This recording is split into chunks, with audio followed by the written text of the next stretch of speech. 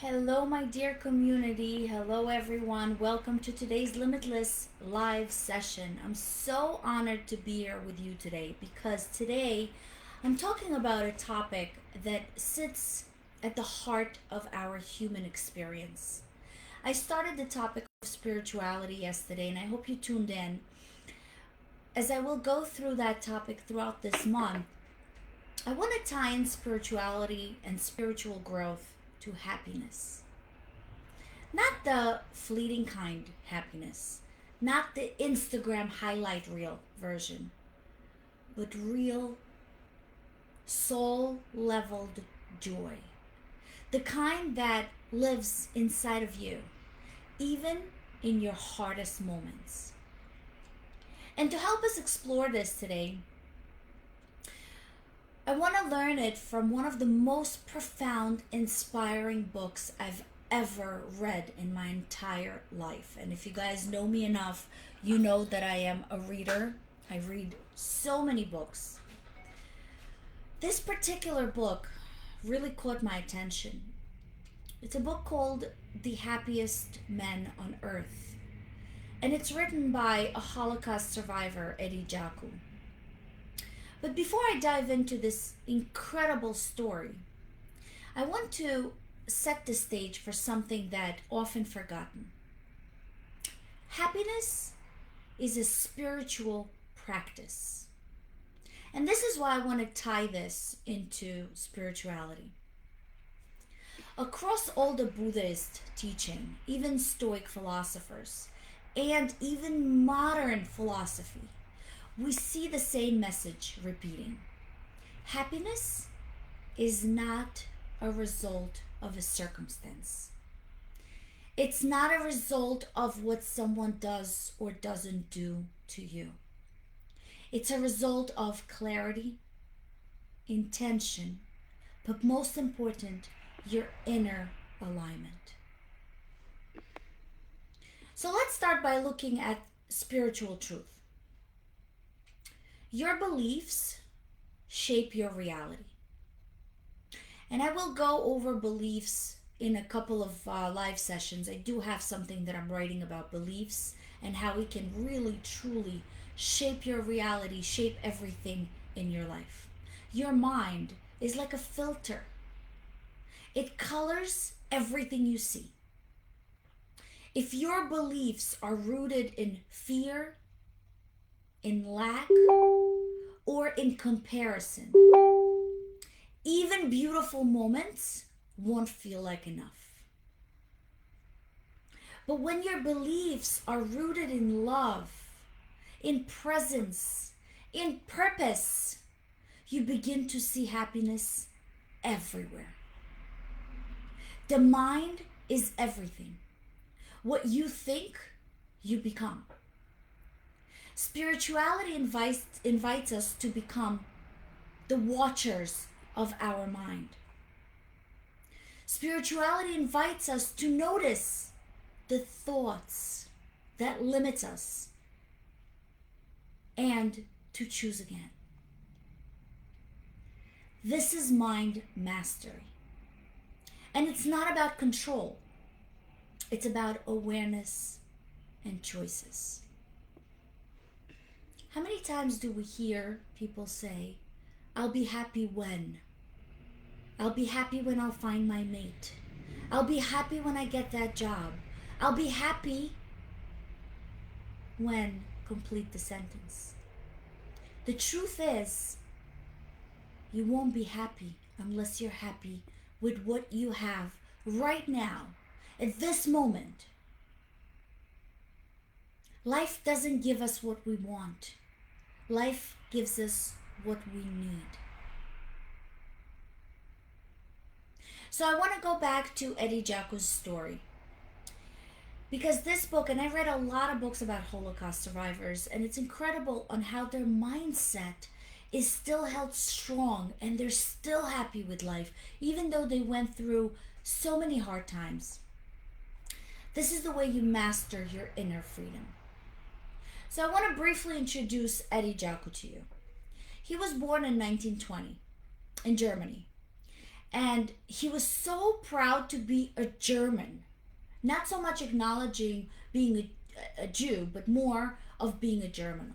He loved this country, his family, and his education.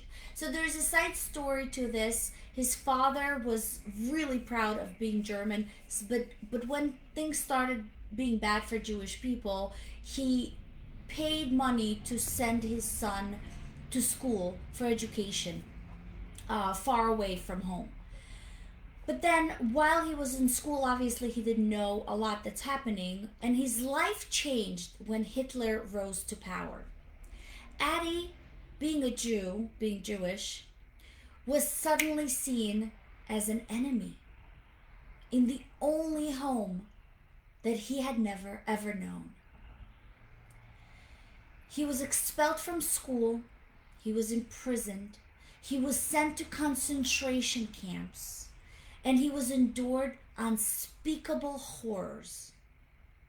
He lost his parents, he lost his friends, he lost his home, he lost everything. And really, if you have the time, it's such an easy read, but such a profound reader. There is a whole chapter dedicated to mothers. Mother Day is coming this Sunday, so really read it. It dedicates to his mom who was killed, and he was talking about the fact that even though his father passed away, when his mom died, it's still something that haunts him, still haunted him until the last day of his life. But yet, with everything that he went through and everything that he wrote in this book, he published his book and wrote his book when he was 99. He passed away a year later. But he published The Happiest Man on Earth. So how can someone be happiest man on earth losing absolutely everything that they had? Because he mastered his mind and he guarded his heart. He wrote, "Happiness is in your hands. Life can be beautiful if you make it so." And I want to touch on the spiritual keys of this book and his story.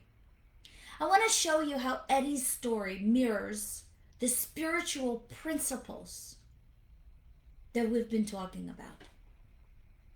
So the first spiritual principle is the power of belief. And like I mentioned, I'll go in depth on this power later on throughout the month.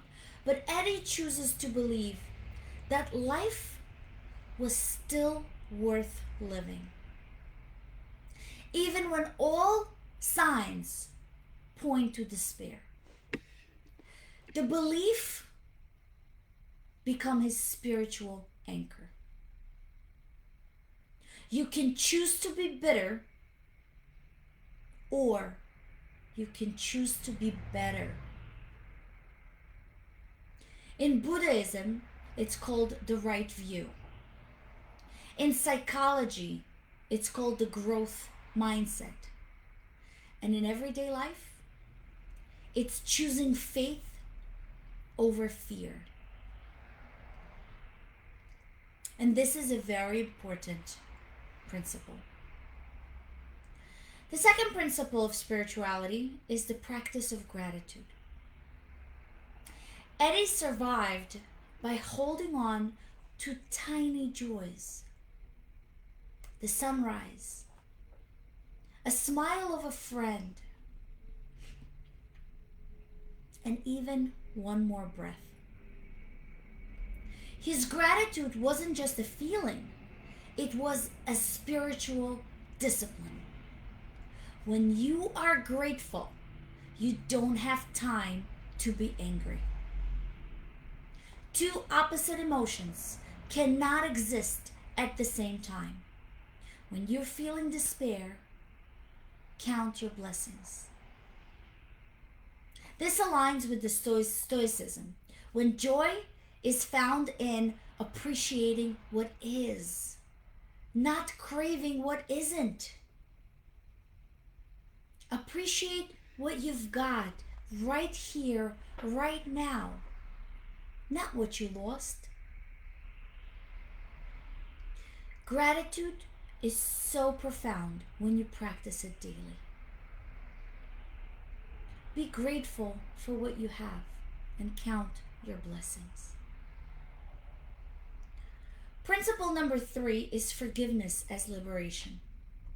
And just a couple of days ago, a few days ago, I did a live on forgiveness. Thank you so much for so many messages and encouragement and texts and emails. I really appreciate your input. And I'm so happy that I can bring it to you and I can bring that value, because sometimes we need someone else to say it to us. The most powerful choice that Eddie made was to choose not to hate. And it's very hard to do, because hate is a disease. And he said this very strong sentence: hate is a disease. It may destroy your enemy, but it will also destroy you. Let that sink in. This isn't a passive optimism. This is active spiritual resilience.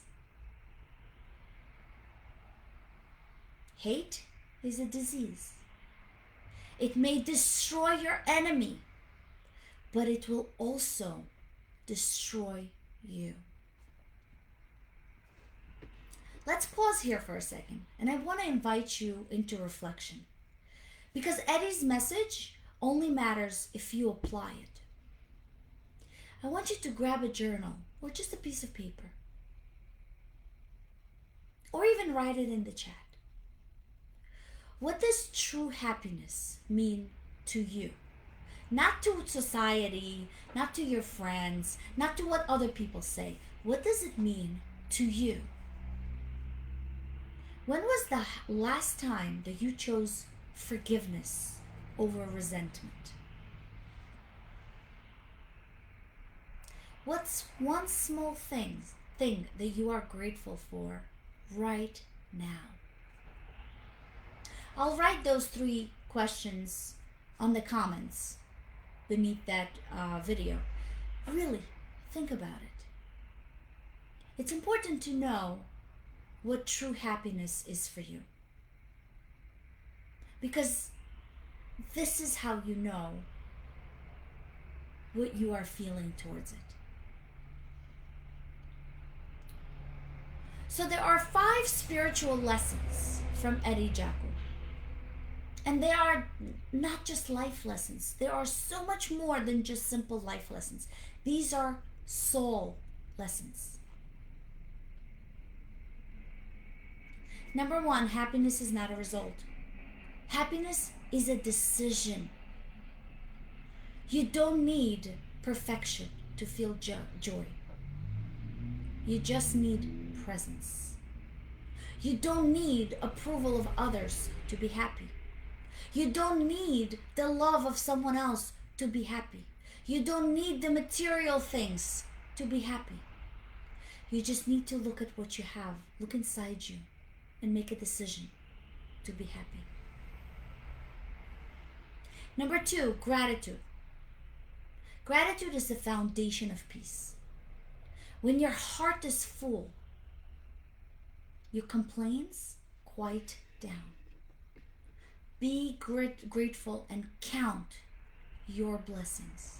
Count what you have. Be happy with what you have. So then the universe will give you more to be grateful for. Number 3, kindness. Kindness is such a sacred act.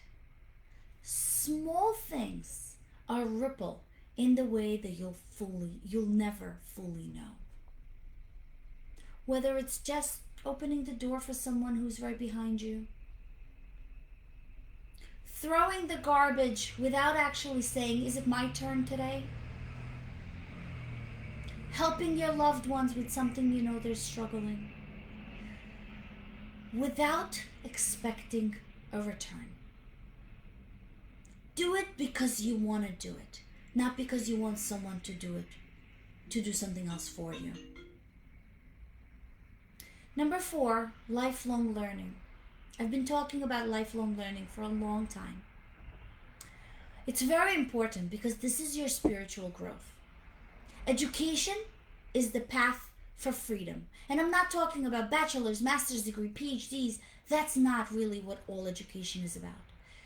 Education and self-learning is something you continually should pursue. You should consistently educate yourself with different things. Every insight you gain deepens your soul. There is always something to learn. There is always something to read about.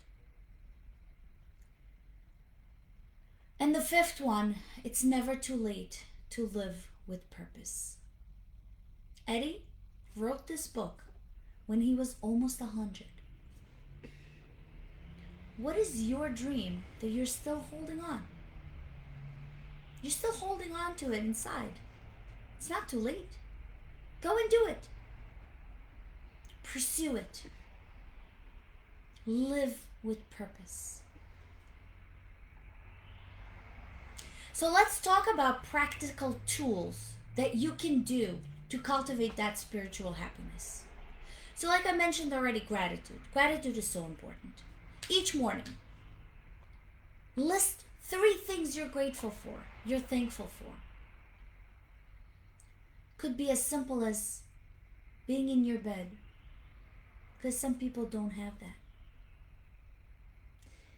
It could be anything and everything that you can think of.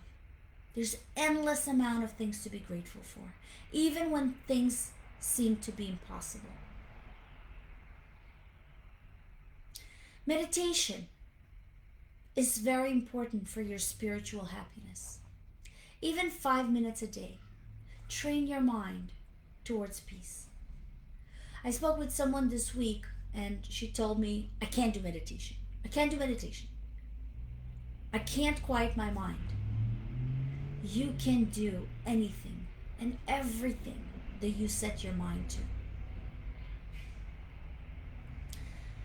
Mindfulness, bring the awareness to now. This moment is all we have. It's all we truly have. Nobody knows tomorrow. Nobody knows if you'll live to tomorrow. So why not live now? Be loving. Be kind. Practice this silently. Don't brag over the kind things you do. Do it and make other people happy. Trust me, you'll feel happy for that as well. You can journal, and if you need help in journaling, please reach out to me. I've spoke about that many times before, but journaling really helps center your mind. Choose happiness, choose spirit, but most importantly, choose it now. Let me leave you with this. This quote by Eddie Jaku says as follows: I'm doing everything I can to make this world a better place for everyone. That is what brings me happiness. You are not here to suffer endlessly. You are not here to chase joy. You are here to embody it. And happiness is not outside of you. It's in every conscious choice you make. So today, choose to master your mind. Choose to rewrite the limited beliefs. Choose to love even when it's hard. Choose to be free of anger, of jealousy, of envy. Choose to forgive even when circumstances feel impossible. Eddie did. You can do it. Thank you so much for being here today. I would love to hear from you. What is one insight that you're taking away from this? Drop it in the comment, message me directly if you want, text me. You've been doing that, so that's amazing. If this touches your heart, share it with someone who might need to hear it. And until next time, stay grounded, stay grateful, and stay limitless. Thank you for tuning in, and I will see you soon.